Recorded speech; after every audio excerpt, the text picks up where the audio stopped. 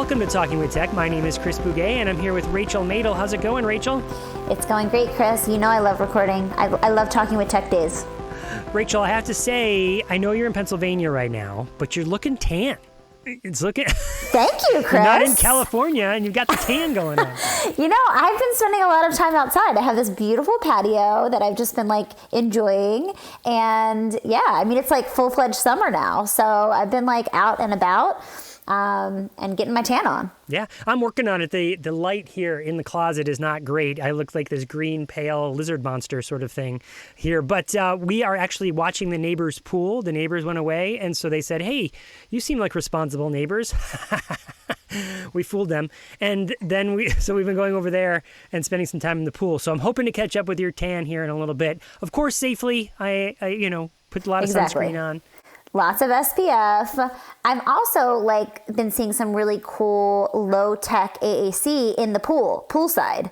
So that's something that is always really fun to see. You know, the floaty boards that have the taped low-tech board on it, and there's lots of really creative things that people are doing with pool noodles and all these things.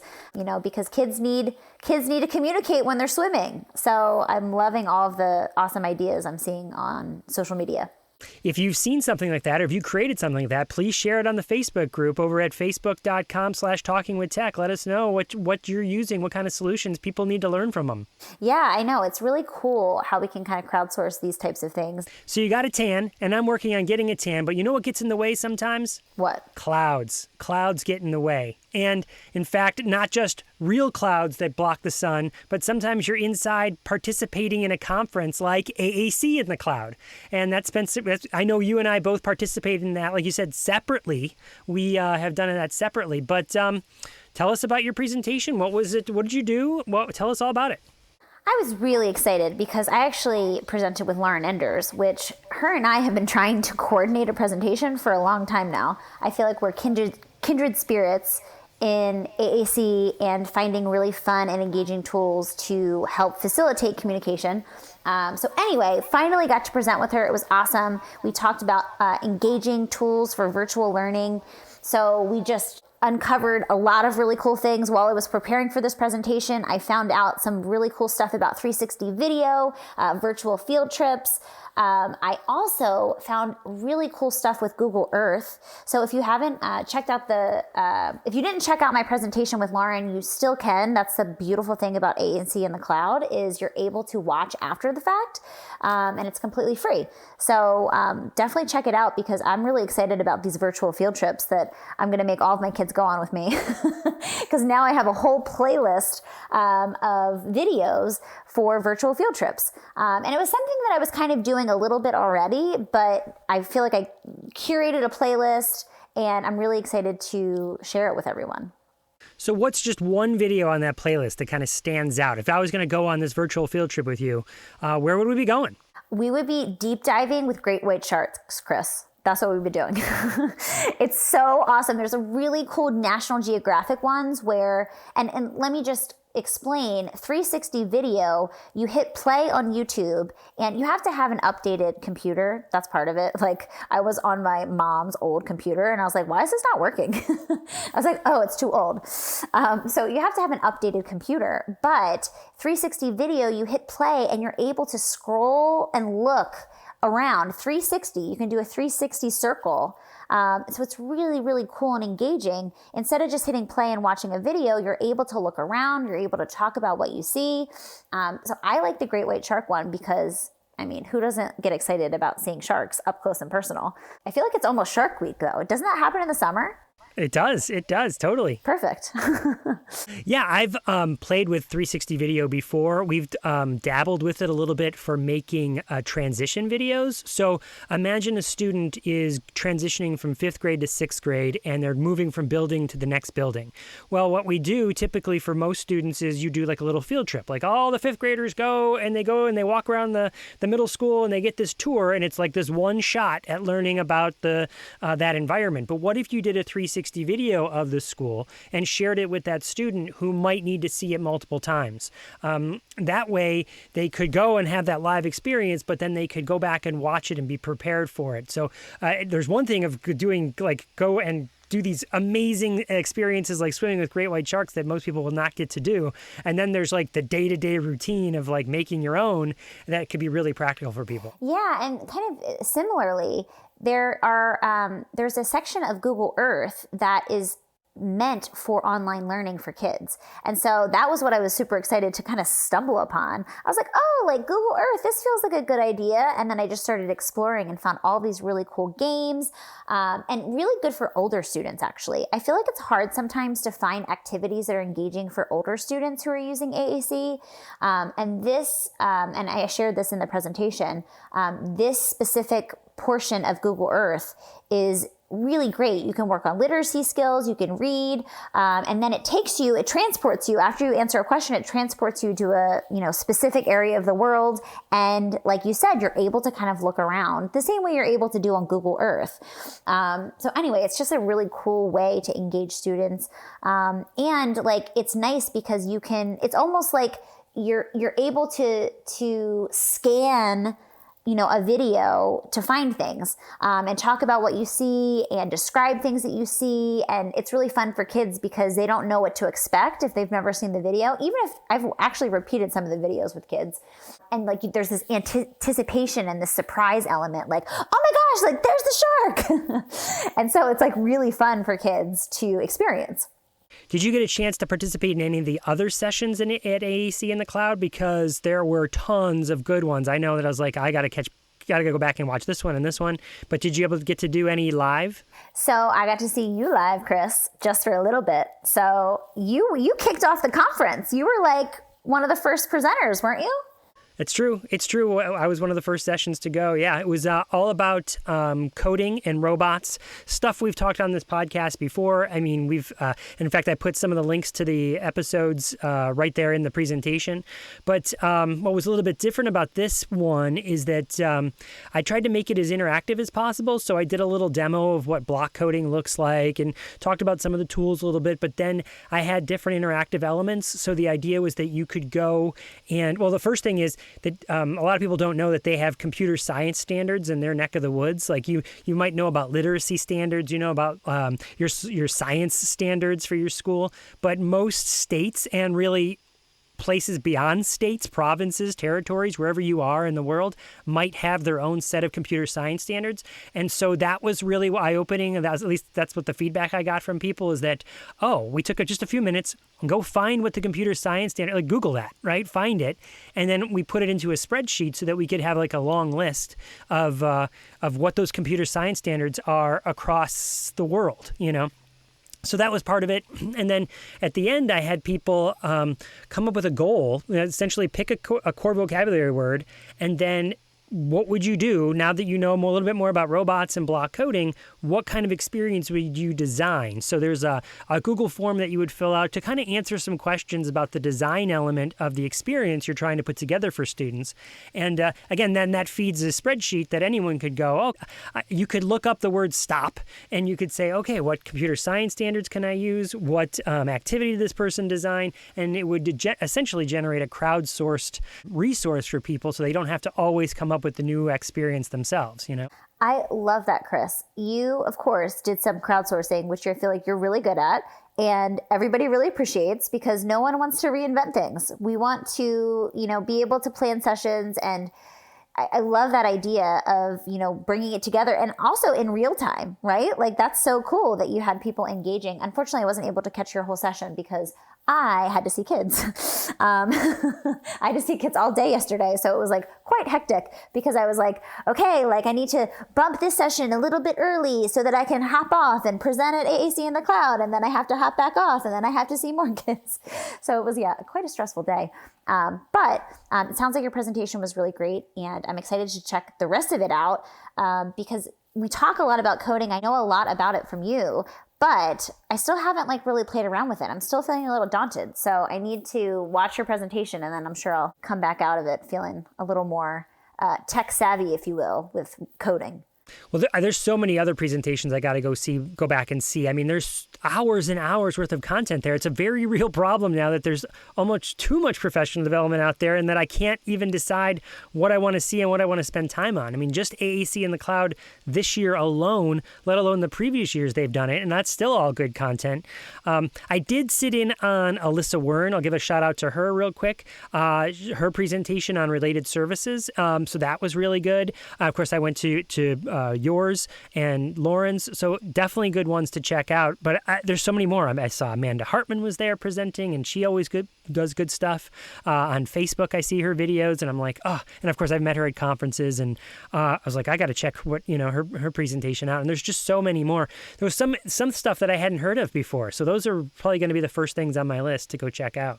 Yeah, I know. There's so many great speakers that I feel like I need to take an entire week off of work and just like watch AAC in the cloud. Really, it's a conference, It is. And it's so great because we all have different perspectives. I mean, obviously we kind of have a foundational knowledge. Most of the people who are presenting about AAC, we know about core words, we know about the research, but what I love about it is that people all do things differently. Like they all have different clinical experiences that they can bring to the table, things that they've tried that have been really successful.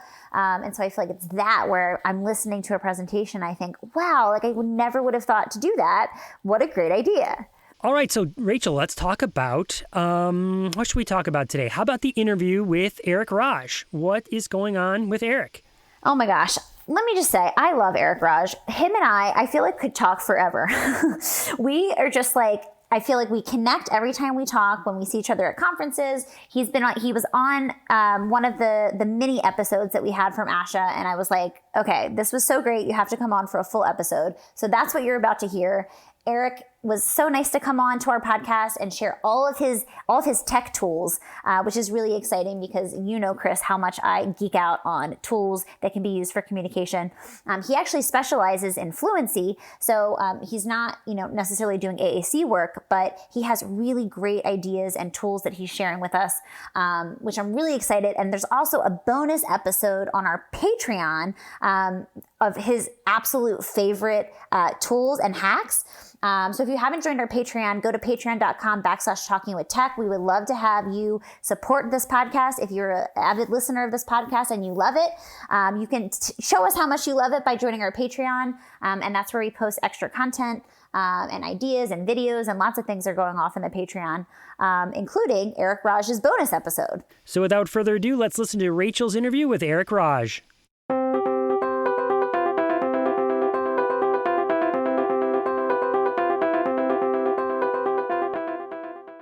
People all over the world need augmentative and alternative communication. Despite the global need, some areas of the world don't have access to the same resources as others. Low-tech AAC can be a functional, cost-effective way to bring communication to more people universally. Low-tech tools are also used widely by high-tech AAC users to have a backup or alternative means to communicate. These low-tech tools often get torn, crushed, crumpled, soaked, or otherwise destroyed easily. They aren't often made with durability in mind. Enter PixiePal, a durable low-tech solution. Place printed symbols in transparent plastic containers called Pixie Snaps, which fit snugly into a portable carrying case. Each case allows for 3 double-sided Pixie Snaps, giving people 6 surfaces to interact with. The carrying case acts like a book, allowing a user to flip between multiple pages of symbols. This innovative design makes PixiePal the perfect portable, customizable, and splash-proof low-tech solution. You can check it out for yourself by following @PixiePal on Facebook. But that's not all. PixiePal has partnered with some amazing organizations, such as the Nika Project, the Kaizora Center, OIC Cambodia, and many more, to help bring functional and affordable AAC to anyone in the world. PixiePal has been a UNICEF Champions of Children supporter since 2019. The first generation of PixiePal is blue, in tribute of UNICEF's work worldwide. A PixiePal crowdfunding campaign has already launched. You can follow, comment, and share the initiative by going to pixiepal.com. That's PICSEE pal.com. That's pick like picture, see like with your eyes, and pal like a friend. Send them a direct message and register your interest for one of the first Pixie Pals ever made. Each time a Pixie Pal is purchased, another Pixie Pal will be donated to one of these trusted partners. The goal is to donate 1 million Pixie Pals worldwide. To join us in being part of this global movement, go to facebook.com/PixiePal and hit the follow button to help bring AAC to everyone in the world who needs it.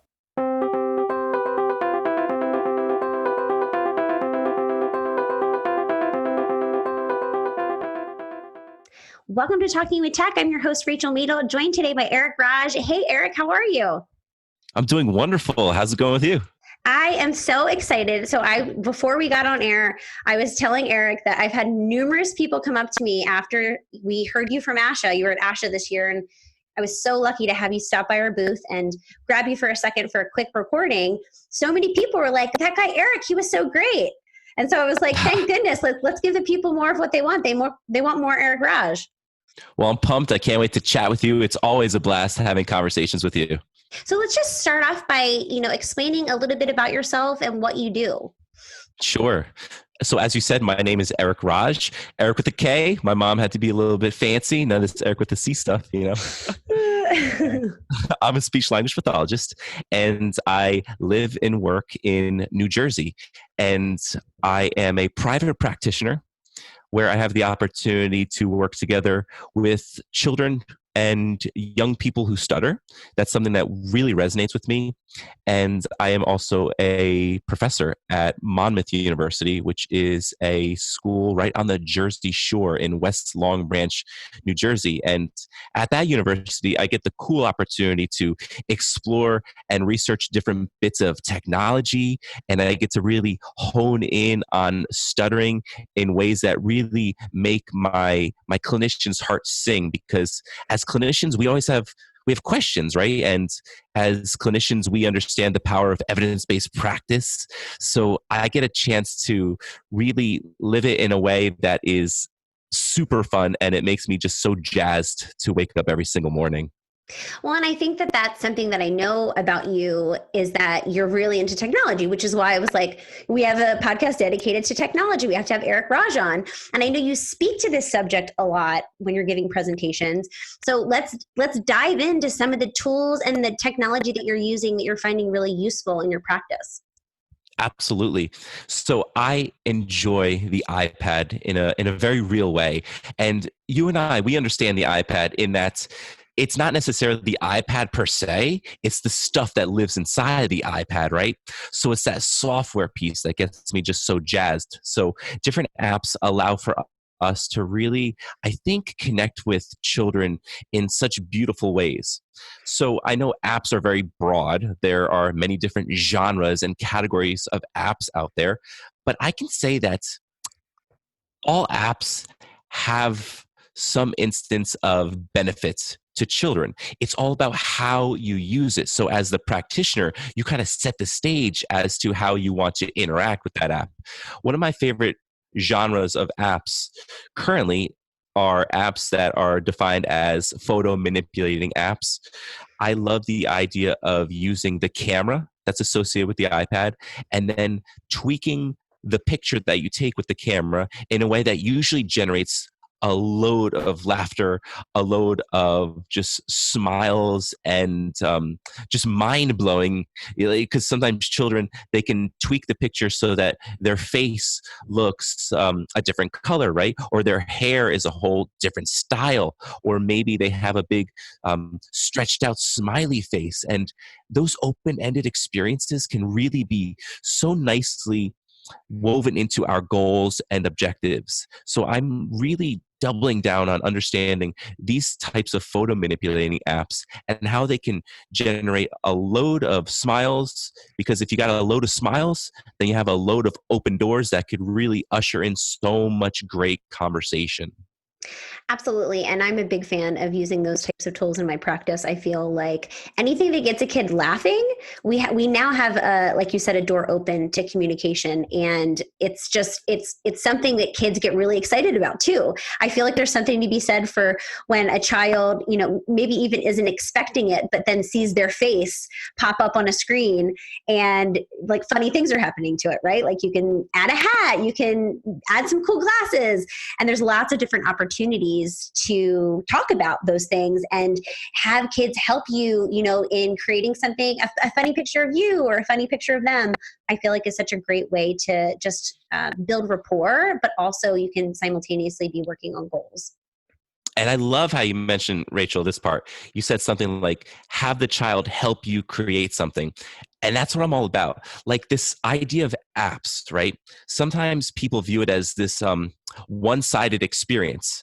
And rightfully so. Sometimes we see people kind of just giving the iPad to a child and they use it as a type of a pacifier. It's like, hey, you know, here's this digital thing, kind of go in the corner and work with it, right? But what you just mentioned is the beautiful give and take of what I think technology can be. It can be a shared experience that is so similar to a shared book reading, right?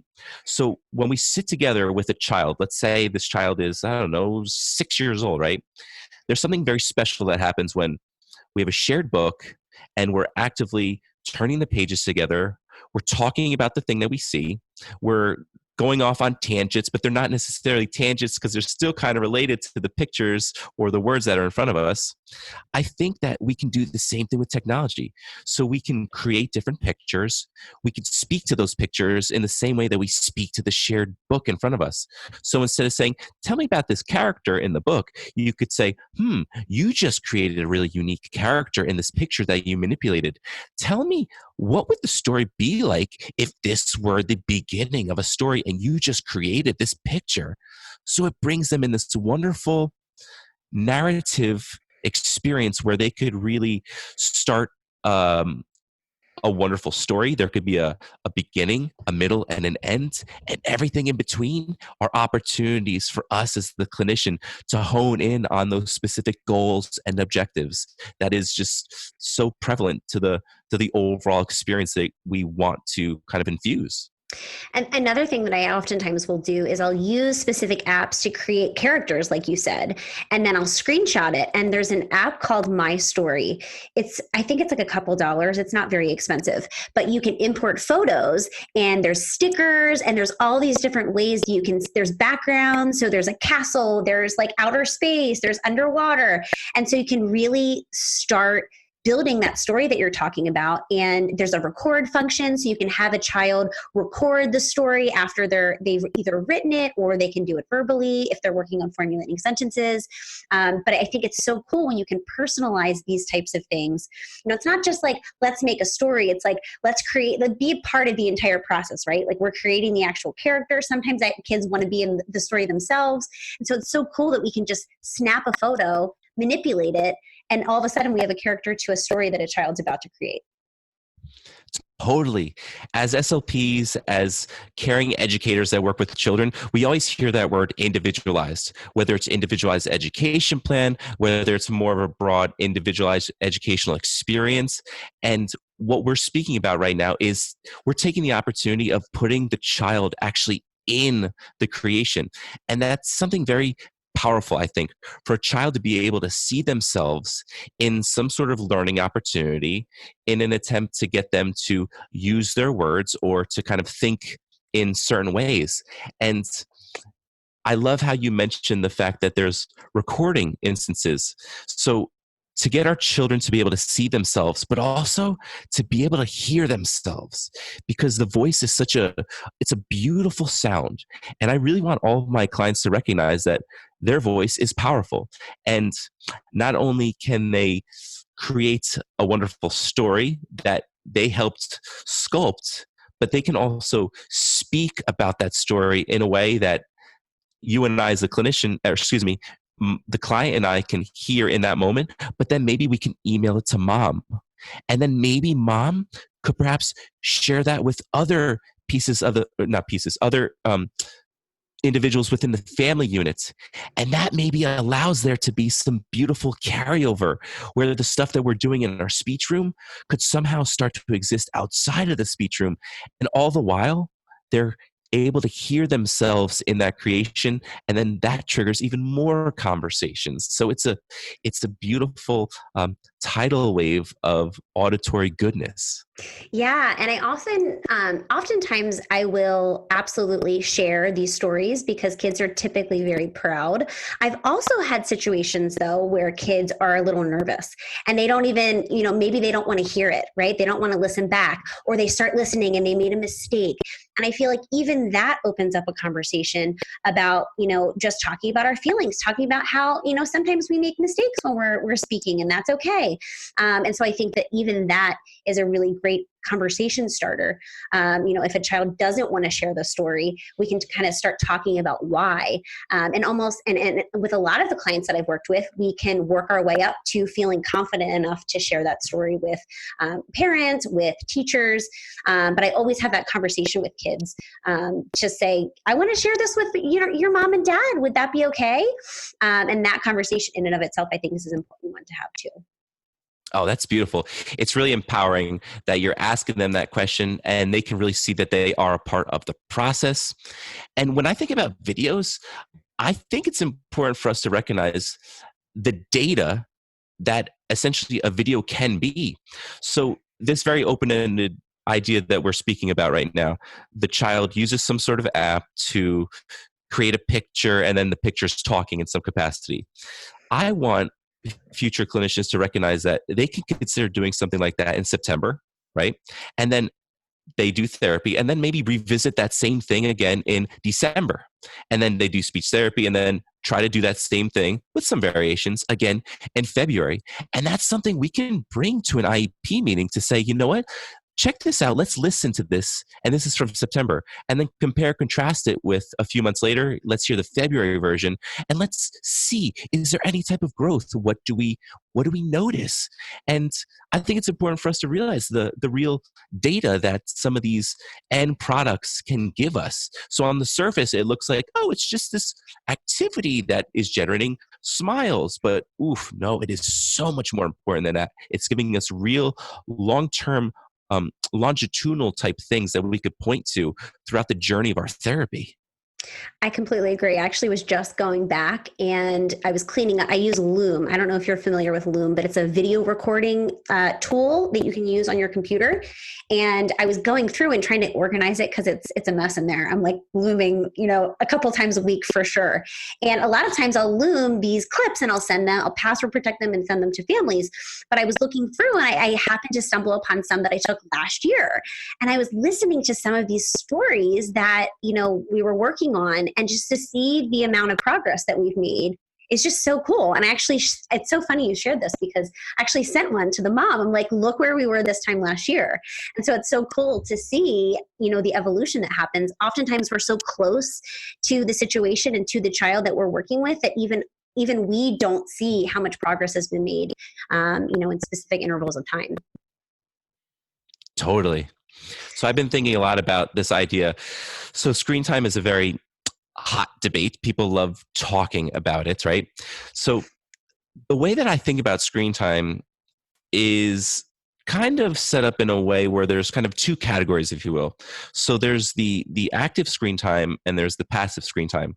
So the way that I think about it is when we create something using some sort of app, we could consider that active screen time in that together with our partner, whether it's another child of the same age or perhaps it's the clinician, together something's being made. And during that making process, discussions are happening and there's a lot of verbal instances that come along with the making, right?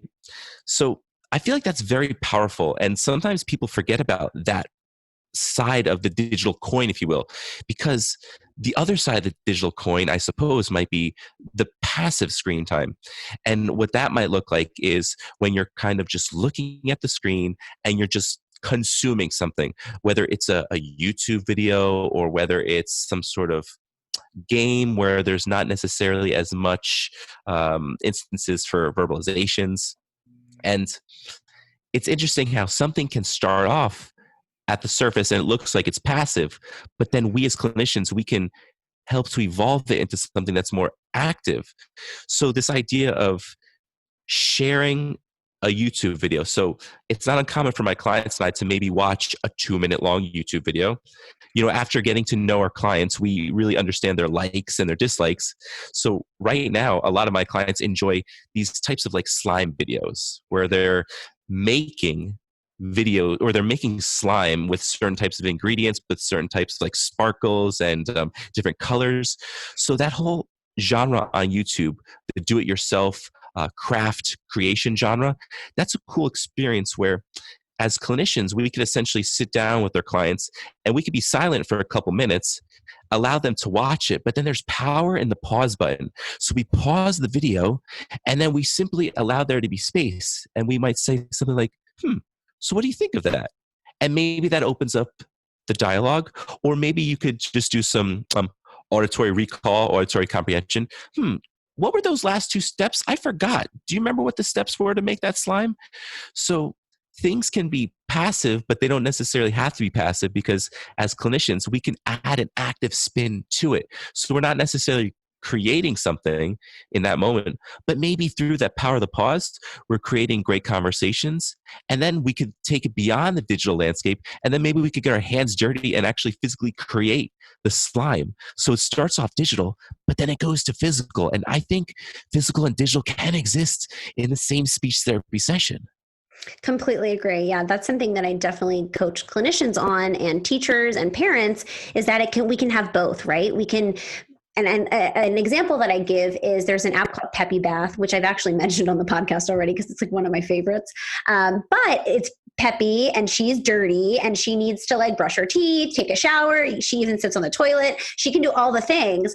And so if we're working on something like, washing our hands, we can go through the steps with Peppy and then it's like, let's go to the sink, right? What were the steps to wash our hands?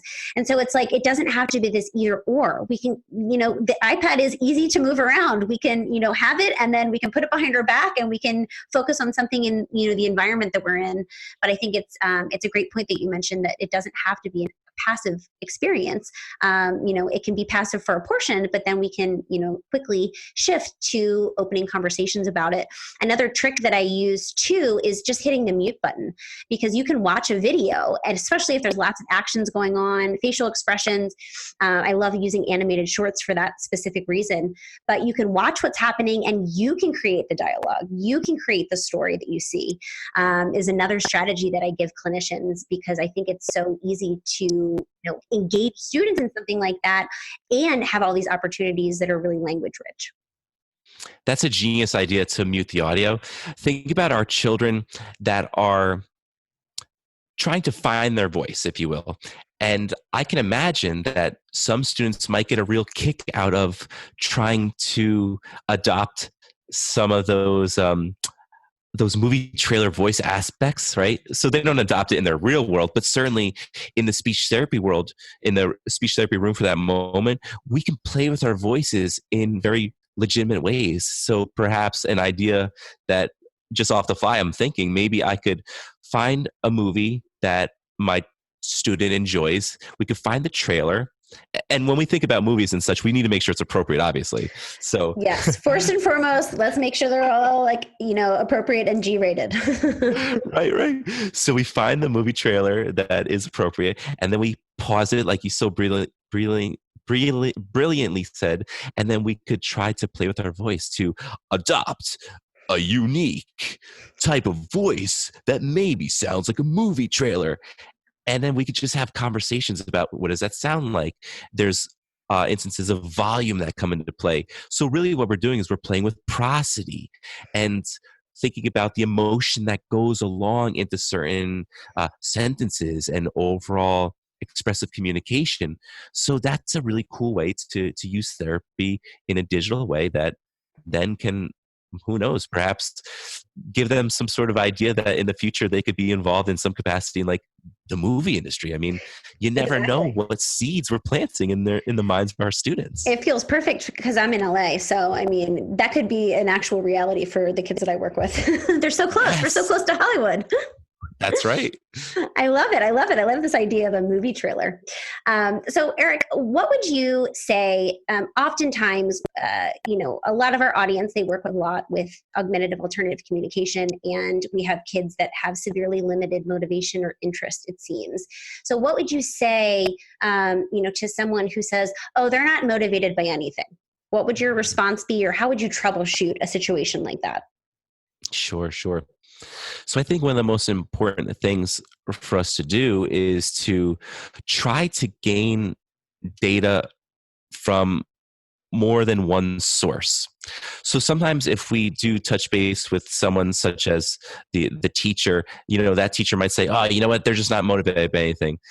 To recognize that's just one data source right there. So to get in the habit of having numerous data points, so to ask the parents, to ask the siblings, to ask the teacher, to ask the aide, I think sometimes when we get into a situation like that where someone's like, "Oh, they're not into anything," I think it's because maybe that person doesn't have the opportunity to see that particular child in an environment that allows the child to kind of show some of those things.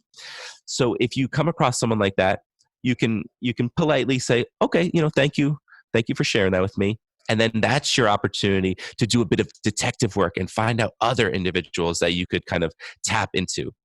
And I think after doing some of that detective work, you're going to start to find some stuff. And then that's the stuff that you're going to use in a very real way. Yeah. And I feel like sometimes it's like, it's not what they're motivated to do, it's what they're motivated not to do, right? So that's another really powerful thing is, especially for the kids where the teacher's like, "He's not motivated by anything." Well, maybe he's not motivated to do his coursework. That feels like something where we can teach him how to say no or stop or "I don't like it." I find it really hard to believe that there's these children in the world that just don't have any motivations. It's just our work, like you said, as detectives, to try to figure out what that is. That's our job, is to figure out what a child is excited about, what makes them laugh and smile, and really following that to then, of course, teach communication.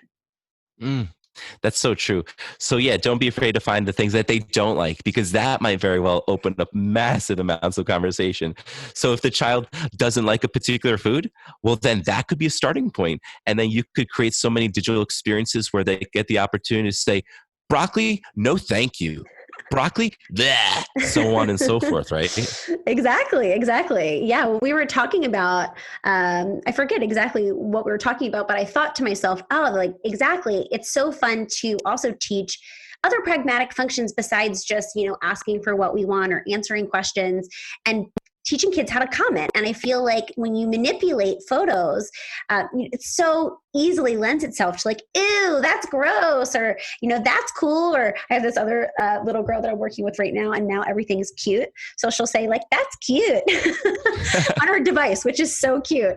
Right. Like overusing it, right? And, of course, mom's like, "She's just saying it for everything." I'm like, but she's saying it. She's trying to contribute to the conversation. So like we can like figure it out down the line, teach her what's cute and what's, not cute or whatever. But I'm just excited that she's excited to communicate with us. Absolutely. She's intentionally giving you some auditory output in those moments that are appropriate, right? So when I work with some children, sometimes they're not yet able to kind of give us the words, right? But sometimes they are able to give us different types of sounds that are very appropriate. So this touches on exactly what you just said. Things like ew, things like things like bleh. So when we really recognize the true communication aspect of those particular sounds, we know that that can be a wonderful starting point that perhaps could be used as a great foundation to be built on top of. Exactly. And you've automatically established a really great rapport with the student, right? It's like, "Oh, this lady's fun. She comes in and like, we get to say, 'Ew, gross.' And she shows me like, really gross things." So, because sometimes kids love that. Most kids love that. They think it's funny. And I feel like that's what we have to follow, right? We have to follow what they, are interested in, what they think is cool and funny. Totally. So I've learned so much about slime over the last 12 months. Slime expert on our hands. A couple of these students really just love slime. So we've made brown slime, and we've had conversations about poop, and all We the talk about while, that a lot on this podcast because lots of little boys think that's hilarious. totally, yeah. So all the while, we're feeling the slime, and we're talking about the texture. We're talking about all these great descriptive words, and we're making silly faces. We're making silly noises, and I'm doing it alongside my child. And that's what's so important. As clinicians, we have to be willing to kind of put ourselves out there in an attempt to build a rapport and to really show them that, hey, we like to have fun too, and we can have fun that revolves around using our voice and using our thinking brain to bring our voice together to create different sentences, so on and so forth. So don't be afraid to get wacky and zany, because that's what, you and me, that's what we're all about. Well, exactly. And that's where you find it, like really authentic communication, right? I feel like that's what we're striving for. Not that kids can label flashcards or answer our questions. It's not what we want to say, right? It's really what they want to say. And I feel like you have to, really start uncovering what kids get really excited about. So I'm not opposed to that. Like, I'm making a complete fool out of myself oftentimes during my sessions. And those are typically the best sessions that I have, are the ones where I'm like, if anyone in my immediate circle could see me right now, they would be like, well, what is she doing? But it's super fun and engaging, which is ultimately my top priority during my sessions. Mm-hmm. So let's talk a little bit about how you get parents engaged, because we know that that's sometimes a struggle, even in private practice. I'm in private practice, but sometimes it's like parents drop them off and go get Starbucks, or it's the nanny who's dropping them off. So what are some ways that you utilize, I guess, technology or otherwise, to help get parents engaged into your sessions? Sure. One of the things I love doing is perhaps manipulating pictures of parents, right? So you might have the opportunity to say to mom or dad, hey, can you email me a picture of yourself? And at first you're just like, wait, what do you need a picture of me first? Like, this is kind of strange. But once they get to know you, they understand that it's all part of the greater scheme of exciting the child, right? So in the same way that we can manipulate a picture of myself as the clinician or my client's face, we can also manipulate the pictures of the parents. And for some children, that really, tickles them. It's just so funny to be able to give their dad a funny mohawk, or to give mom this really funny like lipstick all over her face, right? So recognizing that because of email, we essentially do have access to our parents. So if they're able to share different photos of them, we can infuse that in a very meaningful way into our therapy sessions. And if we do have the luxury of having the parents with us during therapy, perhaps that's our opportunity to allow them to sit next to us for a portion of the time. And then maybe we could use an app to kind of get them in the experience in some capacity. So an example that comes to my mind, one of my most favorite apps is this app called Superhero FX. And it's an app that's, I think, like $2.99 on the App Store to unlock a bunch of these really cool lasers. And essentially what it does, it's this augmented reality app that allows you to put these different types of like lasers and like ice beams and stuff like out of your hands or out of your eyes, so that you look like a superhero that's shooting out these cool things, right? So in an opportunity to excite my students, I might say something like, hey, have you ever seen, well, I might say something like this: hey, your dad's a superhero, did you know that? And then just posing that question might elicit a kind of a look like, huh, really? And I'd say, Who, my dad? right, right. So then I might say, check this out. And I'm like, Dad, trust me. And again, I have that rapport with the parents, so they're on board, right? So dad kind of comes over and I'm like, Dad, put your hand out. So the dad extends his hand out, and then I'm using the app and I press the button. And then within 5 seconds, this really cool overlay is added on. It's a video now.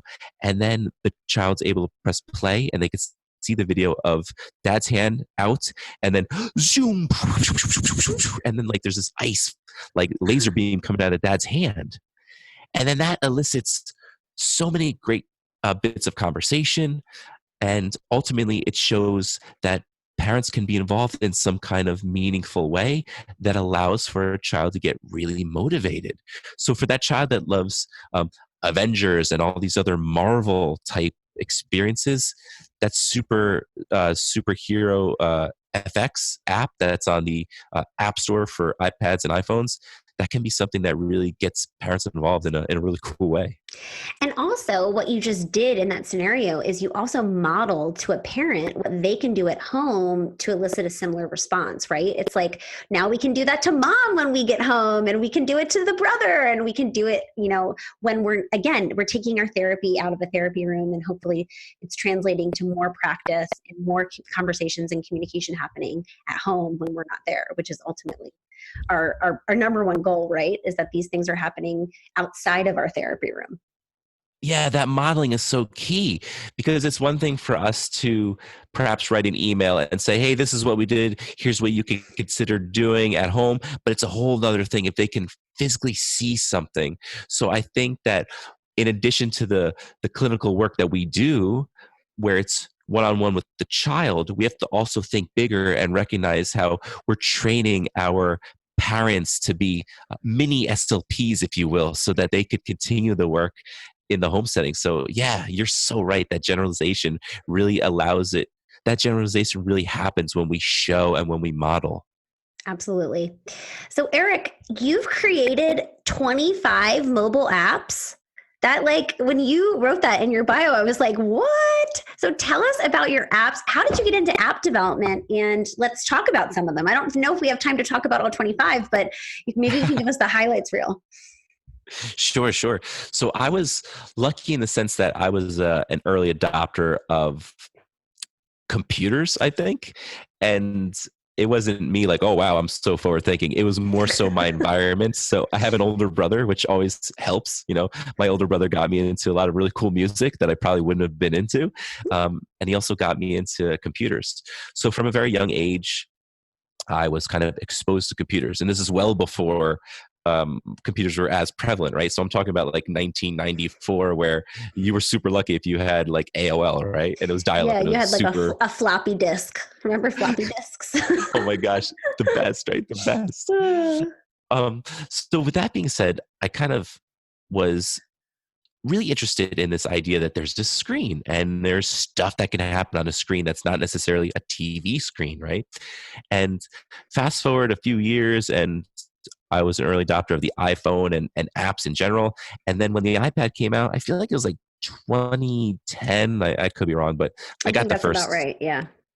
Yeah, like I grabbed that first generation thing. It was clunky, but I was into it. And my background in creative work definitely allowed me to very naturally ease on into this thing that is app creation. So app creation, you need to know a little bit of code, but you also need to know a little bit of graphic design. You need to know a little bit about audio experiences. And that all plays perfectly into my previous life. I used to be in a rock and roll band. And when you're in a rock and roll band, you got to know about sound, right? So I knew a lot about recording different types of instruments and making demo, songs and such. You need to know a little bit of coding in the sense that you have to have some sort of web presence. So when I was in a band in 1998, like we had a website for our band, and that wasn't very common back then. So Yeah. I knew a little bit of HTML, right? And you need to know a little bit about graphic design to make your website look somewhat decent. So it was a really seamless transition for me to take some of those past experiences and infuse them into the world of speech pathology to make apps. And the first set of apps that I made, and this is in 2011, 2012, was essentially attempting to digitize speech therapy flashcards, but adding an auditory component to them that went beyond just the visual aspect. So I've had a lot of fun playing on that idea of having wacky sentences in some capacity in these different apps that I've made. My first ever app was called multiple choice articulation. So it would be an experience where a child would have an articulation word, right? Or an articulation sound. So let's say they work on the R sound. One word might be rabbit. One word might be also radish. So having a multiple choice question where the child opens the app, then presses the button, and then the audio clip comes up. And it's like, what would you rather eat? A rabbit stew or a radish cheeseburger? So perhaps that triggers some giggles, but then it also allows them to kind of practice the sentence in a way that is directly targeting that particular R sound. So I really have had a good time playing with that stuff. And I voice a lot of my own apps. So it's kind of surreal when I use my own apps and I hear my own voice. It's just I'm sure the kids you work with are like, say what? They're like, wait, hold on. How's that possible? And I'm like, speech therapy magic right there, man. I love that. But, I share with my students. I let them know that, hey, I made this thing. Because sometimes I think with today's youth, they see these digital creations, whatever they are, whether it's an app, whether it's a video game, they don't necessarily realize that, like, at one time it started as an idea in some capacity. And through perhaps teamwork, perhaps through more learning, they're then able to turn that idea into something that can be physical. Well, I mean, we're talking about digital, but it's something that is very tactile in that you could touch it if it's on an iPad. And I think it's important for our students to recognize that because they're 21st century citizens. And I'm not saying that every single one of our clients is going to go into a profession where they're going to be creating things that are digital, but I am saying that there will be a healthy number of students who will be involved in some sort of educational endeavor that has digital aspects to it. So big picture stuff is what I'm all about. And I want them to see that maybe some instance of digital creation might be in their future in some capacity. Yeah. And just like saying, I think oftentimes it like feels so unachievable, right? It's like, oh, wow, like I could never make an app. We have all these self-limiting beliefs, both children and adults. And so I think just opening up that conversation is a really good place to start because kids will say, oh, well, if he can do it, then like maybe I can do it. And I think that that's exactly what we want our kids to be believing, right? That they have the capacity to, do whatever they set their minds to. Yeah, and that beautiful changing of the narrative, it doesn't necessarily look like it's related to speech, but it is related to speech because first and foremost, they're perhaps changing their own thoughts and feelings, right? And those are internal dialogue that we have. So sometimes as SLPs, we're constantly thinking about the external dialogue, right? The words that come out of our mouths. But how about the words that our heart says to ourselves or the words that our brains say to ourselves? We have to sometimes manipulate that in a way to get them further along in their journey. So what we just talked about, I think is very, very appropriate for the speech language overall experience. Completely. Okay, so your face learning app. Tell me about that one. Is that your latest and greatest? You know what? I have to say, I think it is my greatest, and it certainly is my latest. So I have this cool idea, right?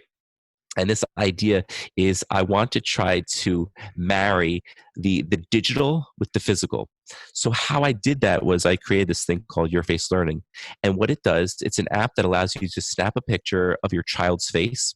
And with the couple taps of a button, you're able to impose your child's face on over 500 different early learning worksheets. So for example, children, it's not uncommon for preschoolers to have different types of coloring worksheets where they're working on understanding their shapes or understanding their colors. A lot of these things are pictures of Paw Patrol or pictures of Mickey Mouse. But imagine a child who's working on thinking about colors, and there's a huge cartoon scene right in front of them. And the cartoon scene is a person who's holding up strawberries and holding up cherries and also holding up all these other red items. But the person's face is actually the child's face. It really is such a cool experience. I've been developing this on and off for the last, I would say, 3 years. It's been out for almost a year. It's been about 9 months. And it's been a wonderful experience to see them create their own PDF files. And we're able to print out these PDF files, and they could be used in the therapy session right there, or they could be used as wonderful, quote unquote, homework assignments for children when they get back home and they leave the therapy room. So I think that's a cool example of how we're marrying digital and physical together. They're taking a picture, they're creating this thing on the iPad, but then the real finished product is a physical piece of paper that they can use physical crayons and markers with. That's amazing. I am really excited to check that out. And you have been gracious enough to give some away to our listeners, correct?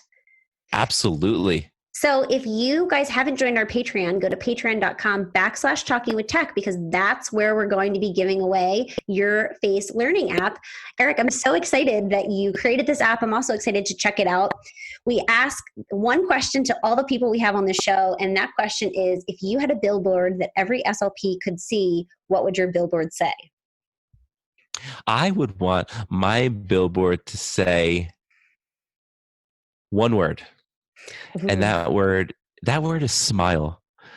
I think that a smile is I think a smile is hands down the most beautiful vision on this whole planet. So when someone shows that they're smiling, they're really showing us a true sense of who they are. And I think sometimes life can get hard. And to smile I think when you make the choice to smile, you're really making the choice to kind of keep moving forward. And I think that if we could kind of teach that skill to not only our clients, but also to ourselves all around, we're just putting a lot of goodness in the world. So the word would just be smile in huge font. Because gosh, aren't smiles just so beautiful, Rachel? They really are. You guys can't see us right now. We're both smiling so big.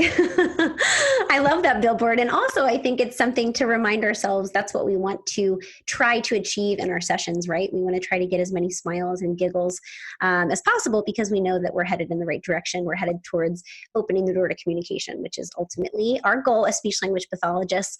Erik, thank you so much for coming on today. You are absolutely wonderful. Where can people find you online if they're interested in learning more? Definitely, you're doing presentations all over the country. So I definitely recommend you guys follow Erik, because he's doing really amazing work in our field. Yeah, please check out ericxraj.com, or you could follow me on Instagram, ericxraj. And I look forward to chit-chatting with all of your wonderful listeners. Amazing. Thank you again, Erik, for coming on. I really appreciate you. For Talking with Tech, I'm Rachel Mado, joined with Erik Raj. Thank you guys so much for listening, and we'll talk to you guys next week.